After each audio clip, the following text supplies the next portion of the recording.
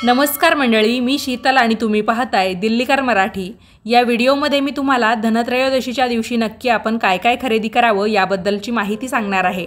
तेव्हा व्हिडिओ पूर्ण पहा आणि कमेंट्समध्ये लिहा ओम नमो भगवते वासुदेवाय। चला तर मग व्हिडिओला सुरुवात करते। मंडळी, धार्मिक मान्यतेनुसार धनत्रयोदशीला केल्या जाणाऱ्या खरेदीचा उद्देश हाच असतो की आपण त्याद्वारे आपल्या धनसंचयामध्ये भर घालावी। आता प्रत्येकाला काही सोनं चांदी खरेदी करणं शक्य होणार नाही, कारण सोन्या चांदीचे आत्ताचे भाव तर गगनाला भिडलेले आहे। प्रत्येकाची परिस्थिती वेगवेगळी आहे, पण सोनंच कशाला? काही गोष्टी तर अशाही आहेत की ज्या सोन्यापेक्षा सुद्धा मौल्यवान आहे। आपण त्यांची किंमत पैशांमध्ये करू शकत नाही आणि या वस्तू साक्षात देवांचे वैद्य भगवान धन्वंतरी यांना देखील प्रिय आहे। दरवर्षी अश्विन महिन्याच्या कृष्ण पक्षातील त्रयोदशीला भगवान धन्वंतरी यांचा जन्मदिवस धनत्रयोदशी म्हणून साजरा केला जातो। यंदा 29 ऑक्टोबर 2024ला मंगळवारच्या दिवशी धनत्रयोदशी आलेली आहे। भगवान धन्वंतरी म्हणजे साक्षात भगवान विष्णू। भरपूर जणांना असं वाटतं धनत्रयोदशीची पूजा फक्त वैद्य म्हणजे डॉक्टर लोक किंवा व्यापारी लोकच करतात, पण असं नाही। आपल्या घरातील सर्वांना उत्तम आरोग्य लाभावं, सर्वजण दीर्घायुषी व्हावे यासाठी भगवान विष्णू यांची धन्वंतरी रूपातली पूजा, तसेच आपली धन संपत्ती सुबत्ता यात देखील प्रगती व्हावी यासाठी देवी लक्ष्मी आणि कुबेर देवता यांची पूजा, त्याचबरोबर हे सगळं करण्यासाठी आपल्याला चांगली बुद्धी लाभावी आणि ज्यांना प्रत्येक पूजेमध्ये प्रथम मान असतो अशा श्री गणेशांची पूजा धनत्रयोदशीला केली जाते। आता आपण धनत्रयोदशीच्या दिवशी नक्की कोणकोणत्या वस्तू खरेदी कराव्यात याबद्दलची माहिती पाहूया। खरं तर या वस्तू अतिशय कमी किमतीत मिळणाऱ्या आहेत, अगदी सामान्यातला सामान्य माणूस खरेदी करू शकतो। त्याचबरोबर यांचा आपण पैशात मोलभाव करण्यापेक्षा यांचं महत्त्व काय आहे किंवा त्या सोन्याहूनही मौल्यवान कशा आहेत हे समजून घेणं खूप महत्त्वाचं आहे। मंगळवार दिनांक 29 ऑक्टोबर 2024ला सकाळी 10:32 धनत्रयोदशी सुरू होणार आहे आणि दुसऱ्या दिवशी म्हणजे 30 ऑक्टोबर 2024ला बुधवारच्या दुपारी 1:16 धनत्रयोदशीची तिथी समाप्त होणार आहे। शुभ मुहूर्ताची वेळ मी तुम्हाला सांगते की त्या वेळेमध्ये तुम्ही जर वस्तू खरेदी केल्या तर नक्कीच चांगलं राहील, पण धनत्रयोदशीचा संपूर्ण दिवसच शुभ मानला जातो, त्यामुळे भलेही शुभ मुहूर्ताची वेळ जरी पाळणं शक्य झालं नाही तरी पण तुम्ही दिवसभरामध्ये कधीही या वस्तू खरेदी करून तुमच्या घरी आणू शकता। तर बघा, 29 ऑक्टोबरला सकाळी 10:56 ते दुपारी 1:48 लाभ आणि अमृत योग आहे। त्याचबरोबर दुपारी 3:13 पासून सायंकाळी 4:39 शुभ मुहूर्त आहे। त्याचबरोबर रात्री 7:39 ते रात्री 9:13 लाभ योग। त्यानंतर पुन्हा रात्री 10:48 ते उत्तर रात्री म्हणजे पहाटे किंवा मध्यरात्रीनंतर आपण म्हणू शकतो ही वेळ 1:56 शुभ आणि अमृत योग असल्यामुळे तुम्ही या काळामध्ये तुमच्या वह्या असतील किंवा या वस्तू आणायच्या असतील तर त्या नक्की आणू शकता। यातली सर्वात पहिली वस्तू आहे ती म्हणजे विड्याची पानं, ज्यांना आपण खाऊची पानं किंवा नागवेलीची पानं या नावांनी ओळखतो। बघा, धनत्रयोदशीची पूजा असो किंवा लक्ष्मीपूजन असो, त्या दिवशी आपण मंगल कलशाची स्थापना करतो आणि मंगल कलश म्हटलं की त्यामध्ये आपल्याला विड्याची पानं किंवा आंब्याची पानं चैतन्याचं प्रतीक म्हणून लावावी लागतात। आता जेव्हा आपण ही विड्याची पानं खरेदी करू या दोन्ही दिवसांसाठी, तर त्यामध्ये तुम्हाला 2 विड्याची पानं जास्तीची घ्यायची आहे। तर ती कशासाठी? जेव्हा तुम्ही धनत्रयोदशीच्या संध्याकाळी पूजा मांडाल तर त्या पूजा मांडणीमध्ये तुम्हाला देवाच्या शेजारी ही 2 विड्याची पानं ठेवायची आहे। देठ देवाकडे आणि पानाचा अग्रभाग आपल्याकडे येईल अशा पद्धतीने ती पानं मांडायची आणि त्यातल्या एका पानावर हळद टाकायची, दुसऱ्या पानावर कुंकू टाकायचं। संपूर्ण पानाचा जो काही आकार आहे तो हळदीने झाकला गेला पाहिजे अशा पद्धतीने त्या पानावर हळद टाकायची आणि दुसऱ्या पानावर कुंकूसुद्धा त्याच पद्धतीने टाकायचं। जणू काही तुम्हाला पाहताना असं वाटलं पाहिजे की तुम्ही एक करंडा हळदीचा ठेवलेला आहे आणि दुसरा करंडा कुंकवाचा ठेवलेला आहे, फक्त त्या करंड्याला तुम्ही विड्याच्या पानांचा आकार दिलेला आहे। माझ्या मते मी काय सांगितलं आहे ते तुम्हाला समजलं असेल। त्यानंतर हळदीच्या पानावर तुम्हाला शुभ हे नाव लिहायचं आहे आणि कुंकवाच्या पानावर तुम्हाला लाभ हे नाव लिहायचं आहे। आपल्याला या पूजेचं संपूर्ण फळ मिळावं यासाठी शुभ आणि लाभ हे नाव आपल्याला या दोन्ही विड्यांच्या पानावर लिहायचं आहे। आता बघा, ही जी वस्तू आहे ती सौभाग्यप्राप्तीची वस्तू म्हणून आपण पाहू शकतो। पूजेमध्ये आपण शुभ लाभ जेव्हा त्या हळदी कुंकवावर लिहू तर त्यांचीसुद्धा फूल वाहून पूजा करायची, धूपदीपांनी ओवाळायचं आणि दुसऱ्या दिवशी हे हळद आणि कुंकू तुम्हाला पाण्यामध्ये प्रवाहित करायचं आहे। भलेही तुमच्या आसपास कुठे पाण्याचं ठिकाण नसेल तर तुम्ही एका तांब्यात पाणी घ्यायचं, त्याच्यामध्ये त्या विड्याच्या पानावर असलेली हळद आणि कुंकू दोन्हीही ओतायचं आहे आणि ते हळद कुंकू मिश्रित पाणी तुम्हाला एखाद्या झाडाला घालायचं आहे किंवा कुणी ओलांडणार नाही अशा ठिकाणी ओतून द्यायचं आहे। अत्यंत तुम्हाला म्हणजे जसं आपण त्याच्यावर लिहितो ना शुभ आणि लाभ, त्याच पद्धतीचा शुभ लाभ तुम्हाला या धनत्रयोदशीच्या पूजेचा मिळेल। तुम्ही हा उपाय नक्की करा आणि त्यासाठी अगदी कमी किमतीत मिळणारी 2 विड्याची पानं जास्तीची आणायला अजिबात विसरू नका। विड्याची पानं आरोग्याच्या दृष्टीने सुद्धा महत्त्वाची मानली जातात। धनत्रयोदशीच्या पूजेचा उद्देशसुद्धा आपला तोच आहे, त्यामुळे या एका गोष्टीतून आपल्याला अनेक प्रकारचे लाभ होतात। यानंतरची दुसरी वस्तू किंवा दुसरा पदार्थ ज्याला आपण म्हणू शकतो तर ते आहे लाह्या बत्तासे। धनत्रयोदशीची पूजा असेल किंवा आपली लक्ष्मीपूजनाची पूजा असेल त्यामध्ये लाह्या आणि बत्तासे यांना खूप जास्त महत्त्व आहे। बत्तासे म्हणजे काय, जसं आपण गुढीपाडव्याला गुढीला एक माळ लावतो बघा, साखरेची माळ, त्याच पद्धतीने हे जे बत्तासे असतात हे सुद्धा साखरेपासून बनवलेले असतात। साखरेचा पाक तयार केला जातो आणि त्यानंतर बत्तासे बनवले जातात आणि जेव्हा दिवाळीचे दिवस येतात तेव्हा आपल्याला ते सहज मिळून जातात। इतर वेळेससुद्धा आपण पूजा साहित्य जिथे मिळतं तिथे चौकशी केली तर तेव्हासुद्धा बत्तासे मिळतात। माता लक्ष्मीला अत्यंत प्रिय असणारा पदार्थ म्हणजे लाह्या आणि बत्तासे।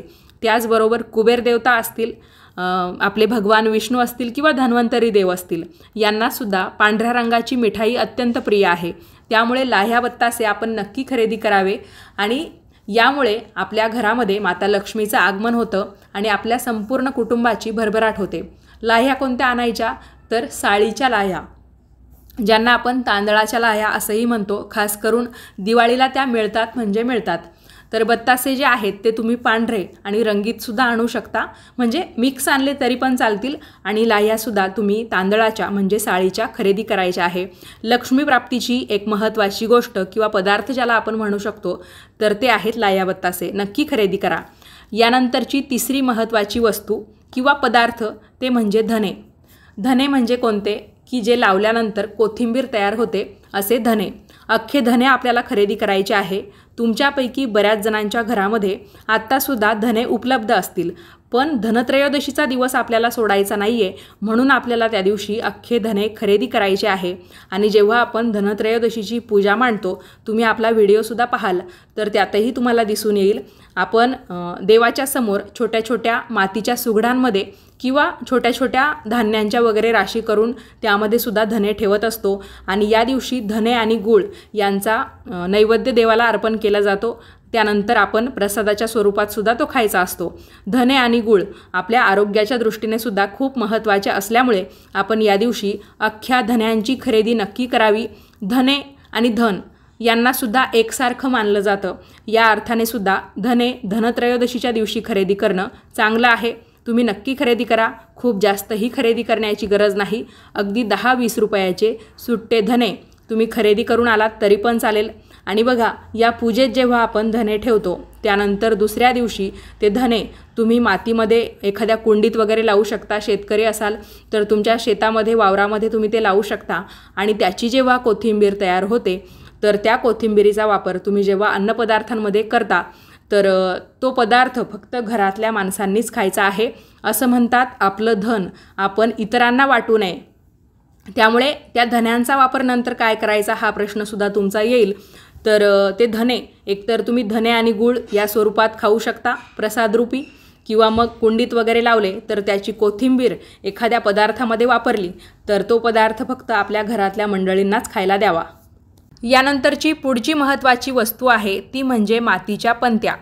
बघा, दिवाळीला आपण मातीच्या पंत्या अवश्य खरेदी करायला हव्या। जरी आपल्याकडे मागच्या वर्षीच्या सांभाळून ठेवलेल्या मातीच्या पंत्या चांगल्या स्थितीमध्ये असतील तरी पण दर दिवाळीला एक निमित्त म्हणून आपण मातीच्या 5 का होईना पंत्या अवश्य खरेदी कराव्या। माता लक्ष्मीला मातीच्या वस्तू अत्यंत प्रिय आहेत, त्यामुळे माता लक्ष्मीची स्वतःची जी काही मूर्ती असते बघा दिवाळीतली, ती सुद्धा मातीपासून बनवलेली असते, मातीच्या पंत्या असतात। त्याचबरोबर आपण जे काही सुगडं घेतो छोटी छोटी, ज्यामध्ये आपण लाह्या, बत्तासे आणि अजून इतर पदार्थ किंवा धान्य भरून पूजेमध्ये ठेवतो, तर ती सुगडंसुद्धा मातीची असतात। त्यामुळे 5 का होईना मातीच्या पंत्या तुम्ही अवश्य खरेदी कराव्या। आणि लक्ष्मीपूजनाच्या दिवशी आपल्याकडे अत्यंत गडबड असते, धनत्रयोदशीच्या दिवसाचा आपल्याला पुरेपूर लाभ करून घ्यायचा असतो। त्यामुळे मग धनत्रयोदशीच्या दिवशी तुम्ही मातीच्या 5 का होईना पंत्या अजिबात खरेदी करायला विसरू नका, जेणेकरून तुमच्यामार्फत जे मातीचे भांडे विकतात किंवा मातीचं साहित्य विकतात त्यांनासुद्धा तुमच्याकडून मदत होईल। तिथे जाऊन मोलभाव करू नका। आपण इतर वेळेस खूप महागड्या ठिकाणी जाऊन भरपूर खर्च करतो, आपला पैसा वाया घालवत असतो, पण मग मातीच्या या पंत्या बनवण्यासाठी किती कष्ट लागतात किंवा त्यासाठी ऊन, वारा, पाऊस सगळंच झेलावं लागतं। आणि त्या लोकांकडे जर तुम्ही पाहाल तर त्यांचं राहणीमानसुद्धा अत्यंत साधं असतं। त्यामुळे मग किंमत किंवा मोलभाव न करता आपण त्यांना एक मदत म्हणून त्यांच्याकडून पंत्या खरेदी करायच्या आहे। आणि बघा, जेव्हा दिवाळी येते तेव्हा अशा चायनीज वस्तू म्हणा किंवा इतर की ज्यांना दिवाळीत महत्त्व नाही आहे, पण आजकाल आपण आधुनिकतेकडे जास्त वळालो आहोत, म्हणून त्याच वस्तू घेत बसतो आणि ज्या पारंपरिक गोष्टी आहेत त्यांना विसरतो। पण असं न करता आपण आपली पारंपरिकता नेहमी जपली पाहिजे, आपली महाराष्ट्राची संस्कृती आपण कायम जपण्याचा प्रयत्न केला पाहिजे। त्यासाठीच आहे धनत्रयोदशीला हे मातीच्या पंत्यांचं महत्त्व। पुढे जाऊन संपूर्ण दिवाळीचा सण आपल्याला या मातीच्या पंत्या वापरूनच साजरा करायचा असतो। यानंतर पुढची महत्त्वाची वस्तू किंवा पुढचा महत्त्वाचा पदार्थ आपण ज्याला म्हणू शकतो तर तो आहे मीठ। तुम्ही एकतर जाड मीठ किंवा बारीक मिठाचं पॅकेट या दिवशी खरेदी करू शकतात। 10-20 रुपयाचं मीठ खरेदी करायला काहीच अडचण येणार नाही। नंतर आपण याचा वापर स्वयंपाकामध्ये सुद्धा करू, पण जेव्हा तुम्ही ते खरेदी कराल त्याच्यानंतर पहिल्यांदा त्याचा वापर किंवा त्यातल्या काही मिठाचा वापर तुम्ही पूजेमध्ये ठेवण्यासाठी करायचा आहे। जेव्हा आपण लक्ष्मीपूजनाची पूजा मांडतो किंवा धनत्रयोदशीची पूजा मांडतो तर मग त्याच्यात तुम्ही एखाद्या भांड्यात, म्हणजे एकतर मातीच्या भांड्यातच तुम्हाला ते मीठ ठेवावं लागेल, त्याची तुम्ही पूजा करा आणि त्यानंतर ते मीठ तुम्ही स्वयंपाकासाठी सुद्धा वापरू शकता। किंवा बरेच जण आपल्या घरामध्ये नकारात्मकता येऊ नये यासाठी म्हणजे एकतर फरशी पुसण्याच्या पाण्यात ते मीठ टाकतात किंवा मग घरामध्ये सुद्धा काचेच्या भांड्यात किंवा मातीच्या भांड्यात मीठ भरून ठेवतात, तर त्यासाठी सुद्धा तुम्हाला ते मीठ वापरता येईल। जेव्हा आपल्या घरामध्ये धनत्रयोदशीच्या दिवशी मीठ खरेदी केलं जातं तर घरचा जो काही मालक असतो त्याची प्रगती व्हायला मदत होते। आपण घरचा मालक कोणाला म्हणतो? आपल्या घरचे जे कारभारी आहे किंवा आपल्या घरातले संपूर्ण कारभार ती व्यक्ती पाहते, ज्यांना आपण आपल्या घरातले मुखिया किंवा मुख्य माणूससुद्धा म्हणतो। आपलं घर जे सांभाळतात किंवा संपूर्ण घराचा खर्च असेल किंवा कोणतीही जबाबदारी असेल, निर्णय असेल, त्यामध्ये त्यांना पहिला मान असतो। तर त्यांची प्रगती व्हावी असं प्रत्येकाला वाटतं, कारण तो व्यक्ती कुणासाठी राबत असतो? संपूर्ण कुटुंबासाठीच राबत असतो। त्यामुळे मीठ खरेदी करणं खूप आवश्यक आहे। तुम्ही मार्गशीर्ष गुरुवारची कहाणी ऐकली असेल तर त्यामध्ये भद्रश्रवा राजाची कन्या शांबाला ही काय करते, काही दिवस माहेरी राहते। तिच्या माहेरी महालक्ष्मी व्रत तिच्या आईने न केल्यामुळे थोडीशी दुर्दशा तिच्या घरची झालेली असते। त्यामुळे श्रीमंती निघून गेल्यामुळे ती येताना फक्त एका हंड्यामध्ये मीठ भरून आणते। काही दिवस माहेरी राहिल्यामुळे तिचे पती तिला विचारतात की तू माहेरवरून नेमकं काय आणलंस? तर मग त्या दोघांची मजाक किंवा एक चेष्टा मस्करी एकमेकांची चालू असते। ती म्हणते थोडंसं थांबा, तुम्हाला मी थोड्या वेळात सांगते मी माहेरवरून काय आणलं। तर ती स्वयंपाक करताना आपल्या घरातील स्वयंपाकी लोकांना सांगते की आजच्या जेवणात तुम्ही अजिबातच मीठ टाकायचं नाही। स्वयंपाक तयार झाल्यानंतर ती आपल्या पतीसाठी जेवणाचं ताट बनवते, त्यांना खायला देते। तिच्या पतीने त्यातला पहिला घास खाल्ल्यानंतर त्यांना त्या घासाची चव लागत नाही किंवा त्या पदार्थाची चव लागत नाही। मग ते म्हणतात आजच्या जेवणात काहीतरी कमी आहे। तेव्हा ती काय करते, तिच्या वडिलांच्या राज्यातून तिने आणलेलं मीठ त्या ताटामध्ये वाढते। मग ते मीठ टाकल्यामुळे तिच्या पतीला सगळे पदार्थ चवदार म्हणजेच रुचकर लागू लागतात। मग ती म्हणते हेच मी माझ्या माहेरवरून आणलेलं आहे, हे मीठ माझ्या वडिलांच्या राज्यातलं आहे। माझ्या वडिलांचं राज्य सौराष्ट्रात होतं। हे मीठ म्हणजे जीवनाचं सार आहे। मिठामुळेच अन्नाला रुची येते, मिठाशिवाय सगळे पदार्थ अळणी आणि बेचव लागतात। मग ती मिठाचं महत्त्व आपल्या पतीला अशा प्रकारे समजावून देते। तर बघा, आपल्याला सुद्धा कळत असेल की मिठाशिवाय आपल्याला एकही पदार्थ चवदार लागत नाही। अक्षरशः आपण एखादा गोड पदार्थ जरी तयार केला तरी पण त्यामध्ये अगदी चिमूटभर मीठ का होईना अवश्य टाकतो, जेणेकरून गोड पदार्थाला सुद्धा अजून चांगल्या प्रकारची चव यावी। म्हणून आपल्याला इथे या धनत्रयोदशीच्या पूजेमध्ये मिठाचं जे काही भांडं आहे ते अवश्य ठेवायचं आहे। एखाद्या मातीच्या सुगडामध्ये तुम्ही जाड मीठ किंवा बारीक मीठ भरून ठेवा, त्याची पूजा करा। त्यामुळे भगवान धन्वंतरींकडून आपल्याला उत्तम आरोग्याचा आशीर्वाद मिळेल। माता लक्ष्मीची कृपासुद्धा आपल्या संपूर्ण कुटुंबावर राहील, कारण मीठ हा समुद्री पदार्थ आहे आणि समुद्र मंथनातून आपल्याला बऱ्याच गोष्टी मिळाल्या आहे। माता लक्ष्मीचं जे काही निवासस्थान आहे किंवा तिची उत्पत्तीसुद्धा समुद्रातूनच झालेली आहे। यानंतरची पुढची महत्त्वाची वस्तू ही सुद्धा धनत्रयोदशीच्या दिवशी खरेदी करणं अत्यंत शुभ मानलं जातं। ही वस्तू म्हणजे झाडू। आपण दिवाळीला जे लक्ष्मीपूजन करतो त्यामध्ये खऱ्या लक्ष्मीचा मान आहे तो झाडूला आणि त्यानंतर मातीच्या लक्ष्मीच्या मूर्तीला। पूर्वीच्या काळी असं होतं की लक्ष्मीपूजनाच्या निमित्ताने किंवा धनत्रयोदशीच्या दिवशी 2 शिरयांची म्हणजे 2 झाडूंची खरेदी केली जायची। वर्षभर तेच झाडू वापरले जायचे। एक खराब झाला की दुसरा वापरायला काढायचा आणि त्यानंतर पुन्हा दिवाळीलाच झाडूची किंवा काही ठिकाणी या झाडूला शिरई असंही म्हणतात, तर त्या झाडूची खरेदी केली जायची। आता झाडू नक्की कोणता घ्यायचा? बघा, आता आपण आधुनिकतेकडे वळलो आहोत। पूर्वीच्या काळची घरं आणि आत्ताची घरं यामध्ये फरक आहे।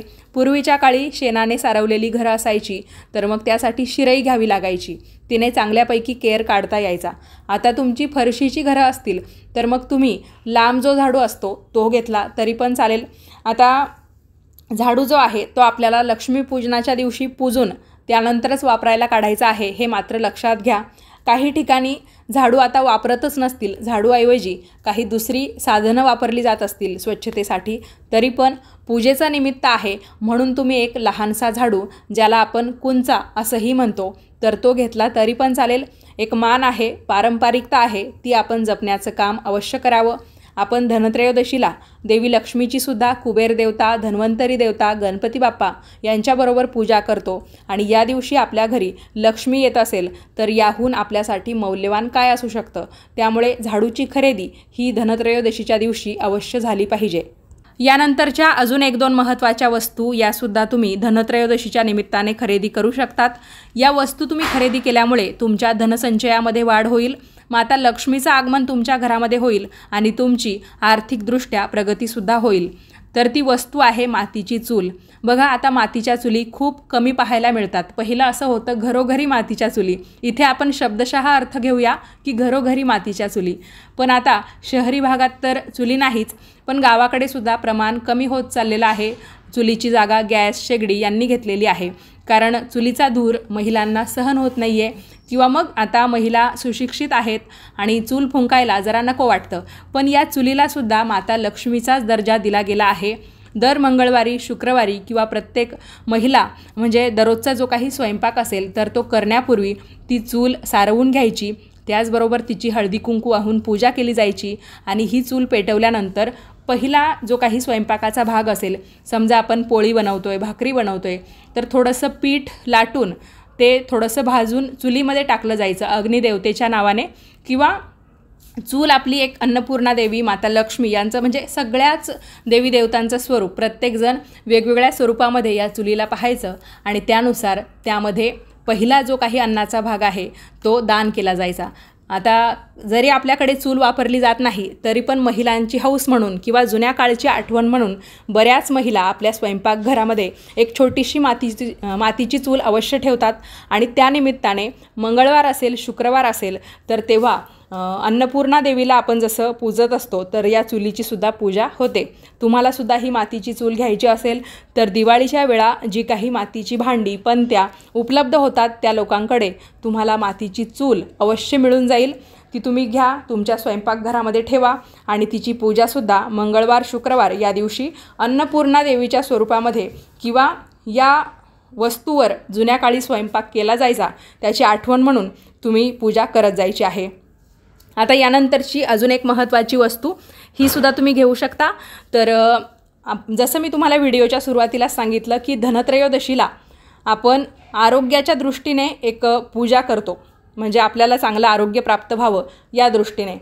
तर ती आहे हळकुंड, किंवा याऐवजी तुम्ही काही मसाल्याचे पदार्थ ज्यांना आपण औषधी जिन्नसा असंही म्हणतो तर त्यासुद्धा खरेदी करू शकतात. हळकुंड खरेदी करण्याचं कारण हेच की भगवान धन्वंतरी म्हणजे साक्षात भगवान विष्णू आहेत आणि भगवान विष्णूंच्या पूजेमध्ये पिवळ्या रंगाचे पदार्थ असतील किंवा पिवळ्या रंगाच्या वस्तू असतील यांना महत्त्व असतं. हळकुंड वंशवृद्धीचं प्रतीक मानलं जातं, त्यामुळे तुम्ही जर हळकुंड खरेदी केलं तर ते लेकुरवाळं हळकुंड खरेदी करा किंवा मग औषधी जिन्नसा किंवा मसाल्याचे पदार्थ तुम्हाला याऐवजी खरेदी करायचे असतील तर मग ते तुम्ही जायफळ, लवंग किंवा मिरे यापैकी काही खरेदी केलं तरी पण चालेल. आणि या औषधी जिन्नसा आपण पूजेमध्ये सुद्धा ठेवत असतो.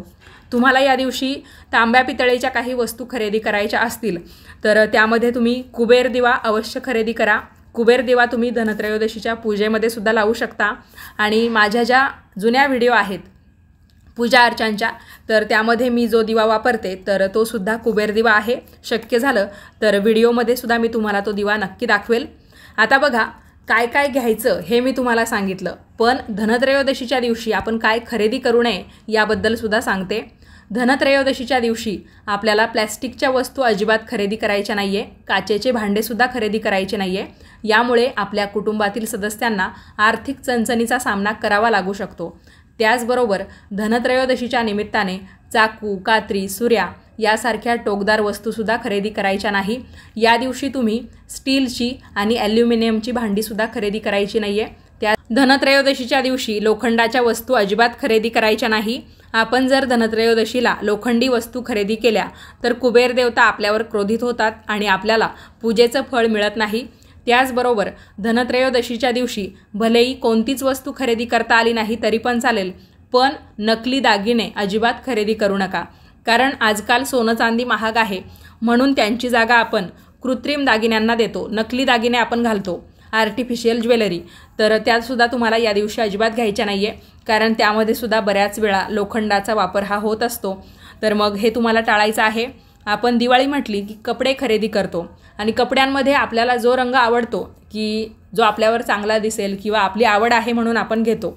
भलेही तुम्हाला या दिवशी कपडे घ्यायचे असतील पण त्यामध्ये तुम्हाला काळ्या रंगाची खरेदी अजिबात करायची नाही आहे. समजा तुम्हाला दिवाळीच्या खरेदीमध्ये एखादा ड्रेस असेल, साडी असेल किंवा जे काही तुम्ही खरेदी करता त्यामध्ये जर काळा रंग घ्यायचा असेल तर मग तुम्ही दिवाळी झाल्यावर किंवा मग धनत्रयोदशीच्या अगोदर ते कपडे खरेदी करा. मात्र धनत्रयोदशीच्या दिवशी काळ्या रंगाचं कापड खरेदी करण्याची चूक अजिबात करू नका. एक चांगला सणवार आहे, लक्ष्मी आगमनाचा दिवस आहे आणि त्या दिवशी काळा रंग खरेदी करणं म्हणजे थोडक्यात निषेध या अर्थाने आपण त्याला मानतो. त्यामुळे मग काळा रंग खरेदी करू नका. अशा पद्धतीने आजच्या व्हिडिओमध्ये मी तुम्हाला धनत्रयोदशीच्या निमित्ताने आपल्याला जर काही खरेदी करायची असेल आणि त्यात सोनं नाही पण सोन्याहून मौल्यवान, त्याचबरोबर भगवान विष्णू किंवा धन्वंतरी माता लक्ष्मी यांना प्रिय असणाऱ्या कोणत्या गोष्टी खरेदी कराव्यात याची माहिती दिली. या वस्तू खरेदी केल्यामुळे आपल्याला या सर्व देवी देवतांचा आशीर्वाद तर मिळेल, पण आपल्या घरामध्ये सुद्धा प्रगती व्हायला, भरभराट व्हायला अजिबात वेळ लागणार नाही. भगवान विष्णूंच्या कृपेने, माता लक्ष्मीच्या कृपेने आपल्या घराचं कल्याण होईल. या अर्थानेच या कमी किमतीत मिळणाऱ्या किंवा ज्यांचा आपण मोलभाव करू शकत नाही अशा वस्तूंची मी तुम्हाला माहिती दिली. सर्वच वस्तू घेतल्या पाहिजे असं काही नाही, पण ज्या वस्तू मी तुम्हाला सांगितलेल्या आहे त्यातल्या जास्तीत जास्त वस्तूंचा वापर पूजेमध्ये होत असतो. व्हिडिओ कसा वाटला मला कमेंट्स करून नक्की सांगा. आवडला असेल तर लाईक करा, उपयोगी वाटला असेल तर जास्तीत जास्त लोकांना पाठवा आणि याच पद्धतीचे नवनवीन माहितीचे व्हिडिओ पाहण्यासाठी आजच आपल्या दिल्लीकर मराठी या यूट्यूब वाहिनीला सबस्क्राईब करा. व्हिडिओ पाहिल्याबद्दल तुम्हा सर्वांचे खूप खूप धन्यवाद आणि धनत्रयोदशीच्या भरभरून शुभेच्छा सुद्धा.